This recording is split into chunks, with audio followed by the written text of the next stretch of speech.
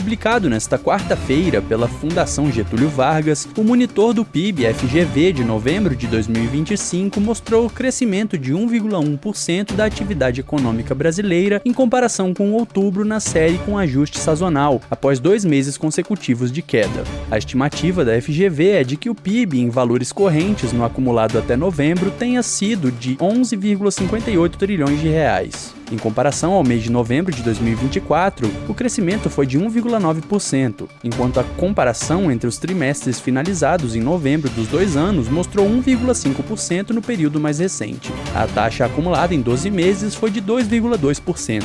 Segundo a economista do IBRE e coordenadora da pesquisa, Juliana Tressi, a atividade econômica em novembro rompeu com a tendência de queda dos últimos 2 meses, pois atividades como indústria de transformação, do comércio e os investimentos, formação bruta de capital fixo, mostraram recuperação após meses de queda, mesmo com a continuidade do enfraquecimento das atividades como transporte e serviços de informação. O monitor do PIB-FGV é um indicador que estima mensalmente o PIB do Brasil em volume e é utilizado para antecipar as tendências do PIB e de seus componentes durante o trimestre. Na comparação por trimestres, o consumo das famílias voltou a apresentar crescimento mais forte de 1,2% no trimestre finalizado em novembro, após um período de estabilidade e desaceleração desde o final de 2024. A formação bruta de capital fixo, FBCF, seguiu em desaceleração de crescimento com 1,3% no trimestre, com contribuições negativas do segmento de máquinas e equipamentos. O crescimento da exportação seguiu em ampliação no último trimestre, com 8,8%, impulsionado pelo aumento das exportações de produtos agropecuários, bens intermediários, bens de capital e de serviço. Por fim, o crescimento das importações acelerou no trimestre, com 4%, puxado pelas importações de bens de capital e de consumo. As informações são da Fundação Getúlio Vargas. Reportagem Henrique Fregonassi. Milhares de brasileiros recebem atendimento domiciliar de saúde por meio do programa Melhor em Casa, iniciativa do Ministério da Saúde que oferece cuidado especializado na residência pelo Sistema Único de Saúde, o SUS. O programa atende pacientes que precisam de acompanhamento regular e multiprofissional, mas que podem ser assistidos fora do ambiente hospitalar. O atendimento é voltado a pessoas com doenças crônicas agravadas, em reabilitação, em cuidados paliativos ou com limitações temporárias ou permanentes de locomoção. O cuidado em casa contribui para a liberação de leitos hospitalares, reduz o risco de infecções associadas à internação e mantém o paciente em ambiente familiar. As equipes são multiprofissionais e incluem médicos, enfermeiros, fisioterapeutas, nutricionistas, assistentes sociais, fonoaudiólogos e outros profissionais conforme a necessidade de cada caso. O serviço envolve visitas domiciliares, monitoramento clínico, reabilitação, orientações a familiares e cuidadores e a definição de um plano de cuidados individualizado. A inclusão no programa ocorre por indicação de profissionais da rede do SUS, como unidades básicas de saúde, hospitais ou serviços de urgência, após avaliação das condições clínicas e estruturais do paciente. Para saber mais, acesse gov.br/saúde/pt-br. Da agência Rádio Gov em Brasília, Gilson Santa Fé. O salário mínimo dos professores aumentou. Medida provisória assinada pelo presidente Luiz Inácio Lula da Silva reajustou o piso salarial nacional de professores da educação básica em 5,4%. Com isso, o valor mínimo definido pelo governo para este ano sobe para R$ 5.130,63, pouco mais de R$ 260 a mais em relação ao piso anterior, que era de R$ 4.867,77. Esse valor mínimo vale para professores da educação básica que lecionam na rede pública de todo o país, com jornada de ao menos 40 horas semanais. Vale lembrar que, apesar do piso salarial dos professores ser definido pelo governo federal, os salários são pagos pelas prefeituras e pelos governos estaduais. Por isso, para que entre em vigor nos estados e nos municípios, os governos locais precisam republicar portaria que estabelece o reajuste. Lembrando também que os estados e municípios usam a arrecadação de impostos e recursos repassados pela União por meio do Fundeb, o Fundo de Manutenção e Desenvolvimento da Educação Básica e da Valorização dos Profissionais da Educação, para pagar o salário dos professores. A atualização anual do piso salarial da categoria é obrigatória, com base em uma lei sancionada em 2008 e deve ser feita sempre em janeiro. Por se tratar de uma MP, a medida tem validade imediata. No entanto, o reajuste precisa ser confirmado pelo Congresso Nacional e, se isso não acontecer dentro do prazo regulamentar, que é de 60 dias, pode perder a validade. Da Rádio 2, Milena Abreu. Choperia e restaurante Chapa Quente.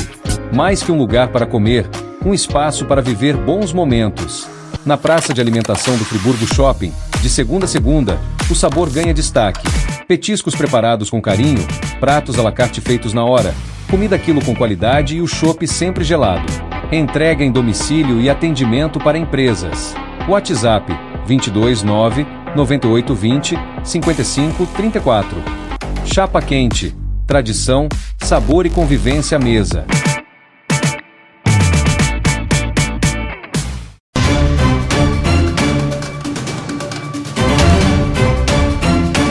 O prazo para empresários e empreendedores de todo o país aderirem ao Simples Nacional termina no fim deste mês. De acordo com a Receita Federal, as empresas devem formalizar a solicitação até o dia 30 de janeiro. Aquelas que foram excluídas do programa por pendências com a Receita Federal ou com a Procuradoria-Geral da Fazenda Nacional devem, além de formalizar a situação para retornar ao programa até o dia 30 de janeiro, estar com as pendências regularizadas. Desde o começo do ano, segundo dados da Receita, já foram realizadas cerca de 450 mil solicitações de adesão ao Simples. A maior parte delas, no entanto, num total de pouco mais de 320 mil, estão pendentes por não estarem devidamente regularizadas perante as exigências de ingresso ao regime. As demais foram aceitas e os respectivos contribuintes já constam como optantes a partir do dia 1º de janeiro de 2026. Vale destacar que para as empresas que já fazem parte do Simples Nacional e não têm pendências, a renovação é automática. O Simples Nacional foi criado em 2006 e permite que diferentes tributos sejam pagos em apenas uma guia, com redução de valores e menos burocracia. Para aderir ao programa é preciso seguir alguns critérios. O principal é estar dentro dos limites de faturamento. R$ 4.800.000 por ano para empresas de pequeno porte e R$ 360.000 por ano para microempresas. Importante lembrar que as empresas que perderem o prazo em janeiro de 2026 só vão poder fazer nova solicitação de adesão ao regime em setembro deste ano, para efeitos a partir de 1º de janeiro de 2027. Da Rádio 2, Milena Abreu. A Agência Nacional de Vigilância Sanitária concede registro para genérico usado contra o refluxo. A liberação é para o princípio ativo dexlansoprazol. O medicamento é o genérico do Dexilante, utilizado para tratar azia ligada à doença de refluxo gastroesofágico e lesões no estômago. O novo remédio genérico é indicado para adultos e adolescentes entre 12 e 17 anos em versões de 30 e 60 miligramas. A Anvisa considera a chegada do medicamento ao mercado um avanço para os pacientes, que terão acesso mais em conta ao tratamento, principalmente para quem depende do uso contínuo. Segundo a Agência Nacional de Vigilância Sanitária, o medicamento passou por avaliação técnica rigorosa que comprova a equivalência terapêutica dele em relação ao produto de referência. A Anvisa reforça que o genérico mantém os mesmos padrões de qualidade, segurança e eficácia exigidos. Da Rádio 2, Fabiola Altran. O Programa Nacional de Gestão e Inovação alcançou 80% dos estados brasileiros em 2025. Ao longo do ano, 17 estados aderiram à iniciativa, que encerrou o período com 22 estados e 16 municípios participantes, alcançando todas as regiões do país. Coordenado pelo Ministério da Gestão e da Inovação em Serviços Públicos, MGI, o programa fortalece a cooperação federativa e busca modernizar a administração pública. A proposta é ampliar a capacidade de estados e municípios sem a necessidade de desenvolver soluções próprias. Os participantes têm acesso ao catálogo de soluções federativas, que reúne mais de 30 ferramentas gratuitas. As soluções abrangem áreas como transformação digital, gestão de pessoas, contratações públicas e modernização patrimonial. Criado em 2023, o programa ganhou escala em 2025 após mudança normativa que permitiu a adesão direta de capitais e municípios com mais de 500 mil habitantes. A expansão também foi impulsionada durante o 14º Congresso CONSAD de Gestão Pública, realizado em agosto em Brasília. Na ocasião, 21 estados celebraram integração ao pacto, 10 reafirmaram a participação e outros 11 aderiram ao programa. Mato Grosso do Sul foi o último estado a ingressar em outubro de 2025. Além dos estados, 16 municípios formalizaram a adesão em 2025, entre eles capitais como Rio de Janeiro, Recife, Fortaleza, Belém e Porto Alegre. Em dezembro, foi anunciado que capitais e grandes municípios governados por mulheres também passaram a integrar a iniciativa. Ao aderir ao programa, os entes receberam acompanhamento técnico do MGI por 2 anos. O apoio inclui planejamento, adaptação de soluções e monitoramento da execução dos planos de trabalho. O Maranhão, primeiro estado a aderir, concluiu integralmente o plano antes do prazo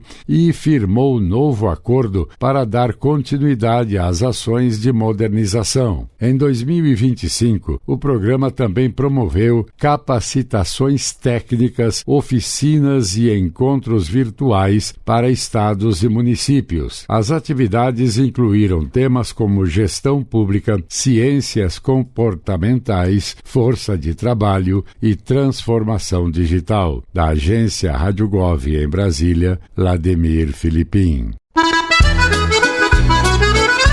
Reúna os amigos e a família e vá ao Bona Pizza. O funcionamento é de segunda a segunda até às 10 da noite. Localizado na praça de alimentação do Friburgo Shopping, o Bona Pizza oferece pizzas doces e salgadas, lanches rápidos, sucos e refrigerantes. Bona Pizza do Shopping da Praça. Telefone com WhatsApp 2523 3025. 2523 3025.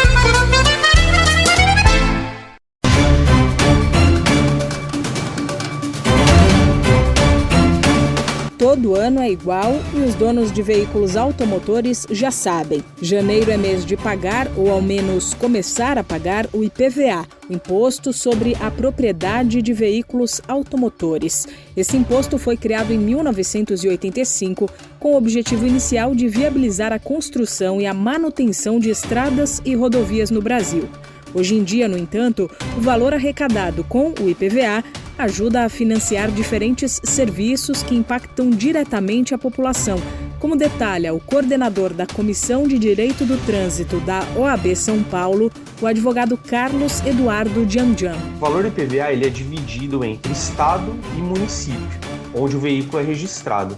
E ele é usado para custear serviços de saúde, educação, segurança, infraestrutura e outras coisas que o município e o estado definirem ali como prioridade para poder reverter esse valor pago pelos contribuintes, pelos proprietários de veículos, para que esse valor ele seja realmente dado destino e seja revertido para as coisas ali onde o município e o estado necessitam. Vale lembrar que o IPVA é um imposto estadual e por isso não há uma alíquota nacional única. Cada estado define os valores cobrados, assim como as regras de arrecadação. Todo proprietário de veículo automotor ele deve pagar o IPVA, como carro, moto, caminhão, ônibus. Em alguns casos existem as isenções previstas em lei, tanto federal quanto estadual, mas aí cada estado estabelece tanto a parte da isenção, quanto a parte da alíquota e quanto a parte de parcelamento, etc. Então, independente do modelo do seu veículo, você sendo proprietário, você deve pagar o IPVA. O advogado Carlos Eduardo Jamjian ressalta que os proprietários de veículos automotores precisam ficar atentos às regras e prazos de pagamento, já que deixar de quitar o imposto pode trazer consequências sérias. Quem não paga o IPVA, fica sujeito a multas, juros e pode ter o veículo impedido de licenciar, além do risco de apreensão nas fiscalizações. Então, resumidamente, o veículo ele fica ali irregular quanto ao pagamento do IPVA, não vai conseguir emitir o documento daquele ano, muito porque não vai conseguir fazer o licenciamento, porque o débito do IPVA ele fica em aberto. Então, corre-se um risco grande de ter esse veículo aí apreendido e o prejuízo ser muito maior. Ainda de acordo com o coordenador da Comissão de Direito do Trânsito da OAB São Paulo, o não pagamento do IPVA pode levar à inscrição do nome do proprietário do veículo na dívida ativa. Quando isso acontece, podem ocorrer cobranças judiciais e o proprietário fica com restrições no CPF e com dificuldade de acesso a linhas de crédito. Da Rádio 2, Milena Abreu. O programa Escolas Conectadas alcançou 68,7% das instituições públicas de ensino previstas no Brasil. Ao todo, 94.221 das cerca de 138 mil escolas públicas do país já contam com acesso à internet por meio da iniciativa, que tem como meta universalizar a conectividade nas unidades de ensino até 2026. O investimento total previsto é de quase 9 bilhões de reais. Desse valor, 6,5 bilhões de reais são provenientes do novo Programa de Aceleração do Crescimento, o novo PAC, além de recursos de outros eixos. Desde o lançamento do programa em setembro de 2023, mais de 3 bilhões de reais já foram aplicados em escolas estaduais e municipais de todas as regiões. A ação é executada em parceria entre o Ministério das Comunicações e o Ministério da Educação. O objetivo é garantir infraestrutura de conectividade nas escolas, criando condições para uso pedagógico de tecnologias digitais, a formação de professores e o acesso dos estudantes a conteúdos educacionais e plataformas de aprendizagem. O Ministério das Comunicações destaca que a iniciativa é estratégica para o futuro do país e que a inclusão digital é considerada essencial. A previsão é concluir a conexão de todas as escolas até 2026, atendendo unidades urbanas e rurais. Onde houver disponibilidade, será priorizada a fibra ótica. Em regiões sem essa infraestrutura, serão adotadas soluções via satélite. Da agência Rádio Gov em Brasília, Vladimir Filipim. O governo do Brasil concluiu negociações sanitárias que permitem a exportação de novos produtos agropecuários para o Vietnã e para a Arábia Saudita. No Vietnã foi autorizada a venda de gordura bovina do Brasil, o que amplia e diversifica as oportunidades para a cadeia pecuária nacional. Com cerca de 100 milhões de habitantes, o Vietnã é um dos principais destinos do agronegócio brasileiro. Em 2025, o país importou mais de 3 bilhões e meio de dólares em produtos agropecuários do Brasil, com destaque para milho, complexo soja, fibras e produtos têxteis. Na Arábia Saudita, foi aberta a exportação de heparina bovina, anticoagulante usada em procedimentos e terapias clínicas. O país, com cerca de 34 milhões de habitantes, commodities importou mais de 2 bilhões e 800 milhões de dólares em produtos agropecuários brasileiros no ano passado. Com esses anúncios, o Brasil soma 527 novas aberturas de mercado desde 2023, resultado do trabalho conjunto do Itamaraty e do Ministério da Agricultura. Da agência Rádio Gov em Brasília, Claudimário Carvalho. Você sabia que a internet aumentou o alcance das emissoras de rádio? Além de poder ouvir nossa rádio em sua casa, trabalho e no carro, através de seu smartphone, você pode nos ouvir também em qualquer cidade, estado ou país. Basta baixar e instalar o aplicativo Radiosnet em seu celular ou tablet. É de graça. O Radiosnet está disponível para Android e iOS no site radiosnet.com.